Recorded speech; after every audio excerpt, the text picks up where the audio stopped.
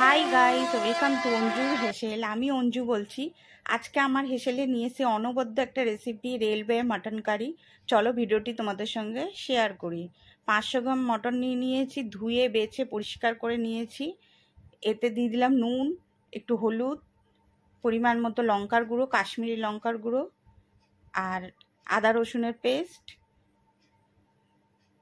আর পেঁপে খোসা সমেত একটু পেস্ট করে রেখেছিলাম, অল্প সামান্য দিতে হয়। সব দিয়ে একটু ভালো করে মাখিয়ে নেব। পেঁপেটা দিলাম কেন, যাতে মাংসটা ভালো নরম হয়, সিদ্ধ হয় ভালো, সেই জন্যে। তাতে একটু সর্ষের তেল দিয়ে দিলাম, দিয়ে ভালো করে মাখিয়ে মোটামুটি 2 ঘন্টা রাখবো। আরও বেশি রাখতে পারলে ভালো হতো, কিন্তু 2 ঘন্টা রাখলেই হবে। গোটা গরম মশলা নিয়েছি, গোলমরিচ নিয়েছি, মৌরি নিয়েছি, জিরে, ধনে, গোটা ধনে, তেজপাতা আর জয়িত্রী সব নিয়ে এবার কাঠখোলা সব একসঙ্গে মশলাটা একটু নেড়ে ড্রাই রোস্ট করে এটা গুঁড়ো করে নেব। এই মশলাটা রেলওয়ে মাটন কারিতে দিলে খুব টেস্ট হবে। এটা অবশ্যই যেন দাও তোমরা। এটা ড্রাই রোস্ট করে নিচ্ছি, সুন্দর একটা অ্যারোমা বেরিয়েছে। এবারে মশলাটা তুলে নেব, নিয়ে আমি পেস্ট করে নেব, গুঁড়ো করে নেব পুরো। এবার কড়াই সর্ষের তেল দিয়ে দিলাম, দিয়ে আবারও একটু আলু ভেজে নিচ্ছি। নিয়ে আলুগুলোকে আমি বড় বড় করে কেটেছি এবং নুন, হলুদ আর কাশ্মীরি লঙ্কার গুঁড়ো মাখিয়ে আলুটাকে ভেজে নিলাম। এবার কড়া যে তেলটা আছে তাতে দিয়ে দিলাম গোটা গরম মশলা ফোড়ন,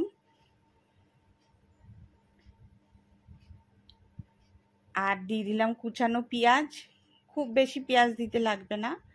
এবং পেঁয়াজটা ভাজা ভাজা গোল্ডেন কালারের হয়ে গেলে তার মধ্যে আমি সব দিয়ে দেবো মশলা। দিয়ে দিলাম নুন, একটু তাড়াতাড়ি যাতে ভাজাটা হয়ে যায়। গোল্ডেন হয়ে গেছে, পেঁয়াজটার রং দেখতেই পাচ্ছ। এতে দিয়ে দিলাম একটু কারি পাতা, টমেটো কুচি, আদা রসুন পেস্ট, কাশ্মীরি লঙ্কার গুঁড়ো। একে একে সব মশলা দিয়ে দিলাম, আর একটু নুন দিয়ে মশলাটা কষিয়ে নেব। দেখতে পাচ্ছ তেল ছেড়ে এসছে মশলা দিয়ে।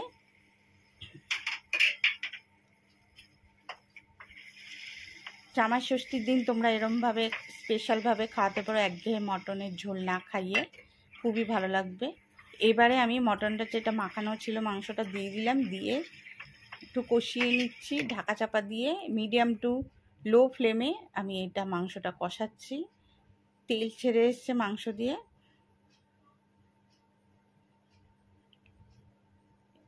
এবারে একটু টক দই দিয়ে দিলাম, অল্প একটুই দিলাম, বেশি দেব না। আর এতে দেব একটু নারকেলের দুধ, আর মশলাটা করে রেখেছিলাম সেই মশলাটা।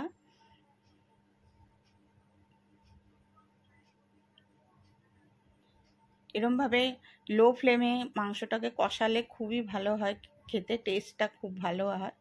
আর অল্প সামান্য দেব তেঁতুলের কাই দিয়ে দিলাম অল্প করে। এইটা দিতে হয় কেন, এটা তো অবশ্যই দিতে হবে কেন, এটা রেলওয়ে মাটন কারি, এটাই বিশেষত্ব। কেন, যত মাংসটা তেঁতুল দিলে অনেকক্ষণ থাকে, সেই জন্যই ওরা দিত। এরমভাবে রেলের মটনের রেসিপি শ্রমিকরা বানাতো, তাই নাম হয়েছে রেলওয়ে মাটন কারি। এবার প্রেসারে দিয়ে দিলাম, দিয়ে আলুগুলো দিয়ে একটু গরম জল দিয়ে দেবো, দিয়ে 5টা 6টা আমি সিটি মেরে নেব। হয়ে গেছে প্রেসার কুক। এবারে কড়াই ঢেলে নিয়েছি, নিয়ে আবারও সেই ভাজা মশলাটা দিয়ে দিলাম, দিয়ে কটা কাঁচা লঙ্কা দিয়ে এবার ঢাকা দিয়ে দেবো। অফ করে দিয়েছি। এবারে তৈরি হয়ে গেছে আমাদের সুস্বাদু রেলওয়ে মাটন কারি। এবার পরিবেশন করে দিচ্ছি আমি গরম ভাতের সঙ্গে। তোমরাও এরমভাবে বানিয়ে খেও অবশ্যই, খুবই ভালো লাগবে। আর এটা ভাত, রুটি, পরোটা সবের সঙ্গেই খাওয়া যায়। ভিডিওটি যদি আমার ভালো লাগে তো লাইক, কমেন্ট, শেয়ার করার অনুরোধ রইল।